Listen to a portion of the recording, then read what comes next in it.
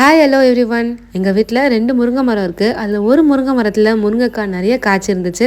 So அதை பறிக்கலான்ட்டு மாடிக்கு வந்திருந்தேன். அது பார்க்குறதுக்கே அவ்வளோ சந்தோஷமாக இருந்துச்சுங்க. நம்ம வீட்டில் ஒரு செடி வளர்ந்து அது ஒரு காய் தருதுன்னா யாருக்கு தான் சந்தோஷம் இருக்காது சொல்லுங்கள். சரின்னு காய்ச்சிருந்த முருங்கைக்காயெல்லாம் செடியிலேருந்து எடுத்துட்டேன். கிட்டத்தட்ட ஒரு 40 முருங்கைக்காய் கிட்ட காய்ச்சி இருந்துச்சு. சரி இவ்வளோ முருங்கைக்காய் வச்சு என்ன பண்ணுறது, அக்கம் பக்கம் தெரிஞ்சவங்களுக்குலாம் கொடுத்துட்டோம். முருங்கைக்காய் அவ்வளோ ஃப்ரெஷ்ஷாக இருந்துச்சு. சரி அதை வச்சு முருங்கைக்காய் பாயா செய்யலான்னு செஞ்சிருந்தேன். டேஸ்ட் வேற லெவலில் இருந்துச்சுங்க. இது எப்படி செஞ்சதுன்னு சொல்லட்டா, இதுக்கு ஒரு தேங்காய் பேஸ்ட் ரெடி பண்ணிக்கணும். மிக்ஸி ஜார்ல 1 ஸ்பூன் கிட்ட தனியா, 1 ஸ்பூன் சோம்பு, 1/2 ஸ்பூன் மிளகு, ஒரு 6 பல்லு முந்திரி, கொஞ்சமா கசகசா, 1/2 துண்டு பட்டை, 1 துண்டு கல்பாசி, 4 லவங்கம், 2 ஏலக்காய், காரத்துக்கு ஒரு 4 பச்சை மிளகாய், ஒரு 1/4 மூடி கிட்ட தேங்காய். இது எல்லாத்தையும் ஃபர்ஸ்ட் தண்ணி விடாம அரைச்சு எடுத்துக்கலாம். திரும்ப கொஞ்சம் தண்ணி சேர்த்துட்டு நல்லா பேஸ்டா இது போல அரைச்சு எடுத்துக்கலாம்.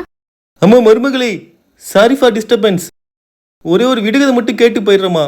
அனலில் பிறப்பான், ஆகாயத்தில் பறப்பான், அவன் யார்? இப்ப பாயா செய்யறதுக்கு ஒரு குக்கர்ல ஒரு 2 டேபிள் ஸ்பூன் கிட்ட எண்ணெய் விட்டுட்டு ஒரு பிரிஞ்சி இலையை பிச்சு சேர்த்துக்கோங்க. கொஞ்சமா கருவேப்பிலை, ஒரு பச்சை மிளகாயை கீரி சேர்த்துக்கோங்க. 2 பெரிய வெங்காயத்தை பொடுசா நறுக்கி சேர்த்துக்கோங்க. வெங்காயம் லைட்டா கண்ணாடி பதம் வந்ததும் 1 டேபிள் ஸ்பூன் கிட்ட இஞ்சி பூண்டு விழுது சேர்த்து வதக்கிக்கலாம். பச்சை வாசனை போனதுக்கு அப்புறமா ஒரு பெரிய தக்காளியை பொடுசா நறுக்கி சேர்த்து வதக்கிக்கலாம். தக்காளி நல்லா வதங்கி வந்ததும் ஒரு 2 முருங்கைக்காய் கிட்ட இது போல கட் பண்ணி இதோட சேர்த்துக்கலாம். இன்னும் இதோட 1 ஸ்பூன் கிட்ட கல்லுப்பு சேர்த்துக்கலாம். கொஞ்சமா புதினா இலையை கழுவிட்டு இதோட சேர்த்து கலந்துக்கோங்க. புதினா சேர்க்கும் போது இந்த பாயாக்கு ஒரு நல்ல ஃபிளேவர் தரும். இன்னும் இதோட நம்ம அரைச்சி வச்சிருந்த தேங்காய் பேஸ்ட் சேர்த்துடலாம்.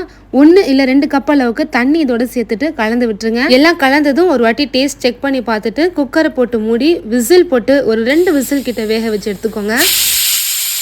நல்லா விசில் அடங்கினதுக்கு அப்புறமா தரங்க. கடைசியா பொடிசா நறுக்கிய கொத்தமல்லி சேர்த்துட்டு கலந்து விட்டுருங்க. அவ்வளவுதான், சூப்பரான முருங்கைக்காய் பாயா ரெடி. இதை நீங்க ஒரு வாட்டி ட்ரை பண்ணி சாப்பிட்டு பாத்தீங்கன்னா அடிக்கடிக்கு இந்த பாயாவை செய்வீங்க. அந்த அளவுக்கு இந்த முருங்கைக்காய் பாயா டேஸ்ட் சூப்பரா இருக்கும். ஸோ நெக்ஸ்ட் என்ன ரெசிபி செய்யலான்னு கமெண்ட் பண்ணுங்க. அண்ட் இந்த முருங்கைக்காய் பாயா இட்லி, தோசை, ஏன் சப்பாத்திக்கு கூட சூப்பரா இருக்கும். ஸோ ட்ரை பண்ணிட்டு உங்க ஃபீட்பேக் கமெண்ட்ல பதிவு பண்ணுங்க.